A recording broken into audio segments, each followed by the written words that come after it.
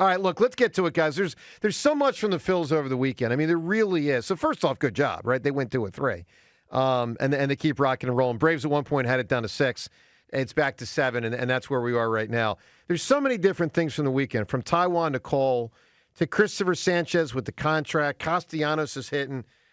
Bryce is hitting big time. Look, there's a lot going on here today. Let's dive in. 215-592-9494. John, what hit you the most over the weekend? I mean, of all the big crowds, big heat, of everything going on this weekend, I mean, the Taijuan thing's here's the weird thing. Taijuan's probably the biggest thing from the, well, no, Cristopher Sanchez is the biggest thing from the weekend. Cristopher Sanchez performed incredibly. Now, the Sanchez contract is the biggest thing. Validated with a contract. Yeah.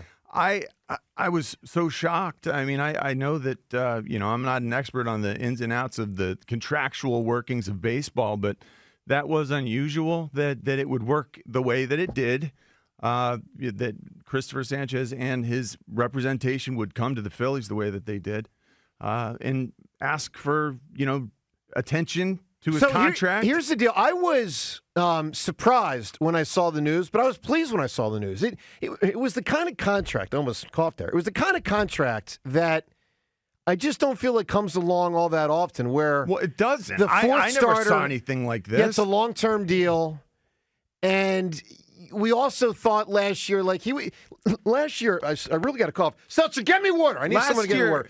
Dan Wilson, get Joe some water. Last year, maybe Cristopher Sanchez was the 5 in our estimation. We were excited. We heard great things about Cristopher Sanchez. We didn't hear anything about him. No, we heard great things when we were talking to Topper.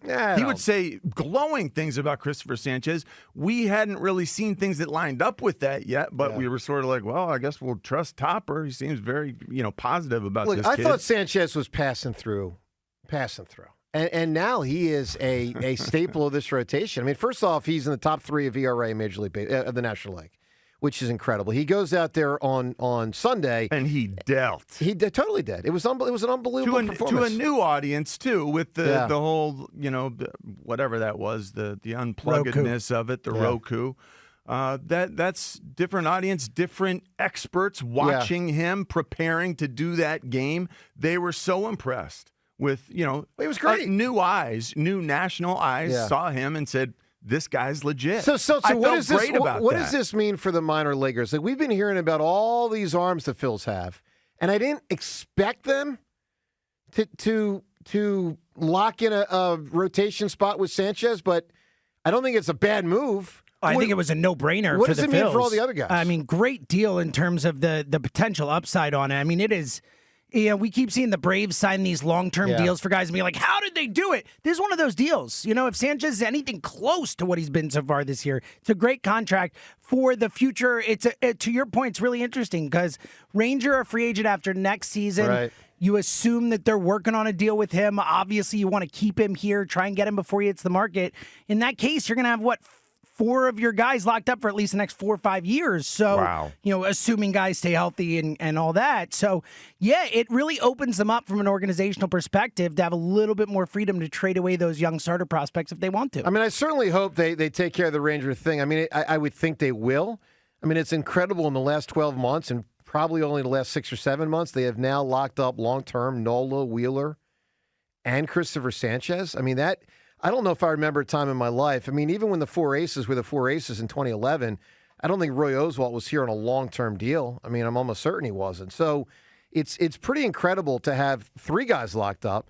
You hope Ranger gets locked up. It obviously makes it, I think, more of a, for the guys in the minors, and there's 3 or 4 really notable pitchers the Phillies have in the minor leagues. I mean, is there only one spot for those dudes? Does that mean that they're more apt to trade 1 or 2 of them for a bat in the outfield? Could that happen as soon as... I mean, that's the thing I think more than anything that hit me this weekend is, are the Phillies going to trade one of those minor league arms for an outfield bat when you consider, as you project toward the future, there's only so much space.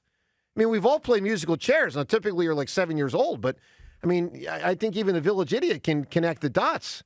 There's not that many chairs at the big league table anymore. Yeah, it's just what happens when things are managed properly over a long period. Pretty unbelievable. By the way, Seltzer, is that water ever getting in here? I mean, that was like 5 minutes ago. There are no glasses here, so we had to go Tell to him to this get me a other freaking kitchen. bowl. You guys know. I should have told him. Wilson, I'll drink out of a bowl. I'm a dog. Does Wilson not know how to wash a dish? I don't know, but that was a little There long. Thank you, there Daniel. Thank you, buddy. Thank you. All right, 215-592. Love you ripping the kid who's going to get you water. First off, but he ain't no big a deal. kid. He's almost the same age as you, but settle down. Dan Wilson is like 25 or something like that. You're 27. How old are you? You're 27. 26. Right? So, right. yes, I can call him a kid, all right? He's young enough to be my kid. All right, 215-592-9494. All right, so the Cristopher Sanchez thing is big. So is the Taijuan thing. Wow, very much on the other end. So, I also had something big happen. What? I was up at the University of Michigan, and people said, hey, Joe Ritchie. Mm-hmm. This was, I was sitting down to eat breakfast at this popular breakfast place. Yep. The woman who came up to serve our table stopped and said, whoa, Joe Ritchie. So he's famous there. Somehow, look. Good for him. Good for you. I couldn't believe. I don't know. Proud moment for you, right? It was very proud, and I don't know exactly what it means, but it means something.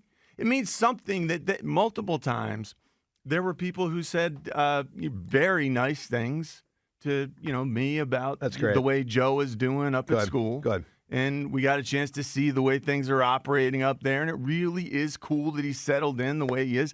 But they're calling him Joe Ritchie. Well, that's his name, right? I know that, but isn't that unusual? I mean, the full name you're saying? Yeah, I got you. Like so the it's fact that it came all Joe. together. Like it really is. Like I don't know, Joe DeCamera. That is a unit of a thing. That name. Yeah. But you went and did Joe DeCamera, and you've been doing a great job of putting yourself out there. Wow. I'm happy for you and your son, man. That's sort of did something similar somehow. Well, people must like him. Yeah, he's doing something right. That's good, man. And it was a good trip. It was great. We loved it. And my daughter, who's 17, who was there, and my 13-year-old daughter also. They both want to be University of Michigan. Nice. Wolverines. They going to transfer like you did also? No, they just want to go there. They just want to apply there. See that, Seltzer? I think it feel good. It's good work All right there. So let's. Doesn't seem like he's going to transfer. All right, no, I'm happy for it. So let's get to Taijuan. So, he stinks. Now, he's been injured, I guess, sort of, maybe, I think. I'm not sure. I hope so. I hope he's injured. Obviously, he's now on the injured list. Velocity has been way down this year. Disaster. But the ball here's what it looks like to me when I watch Taijuan pitch. Ready? 5:15, batting practice.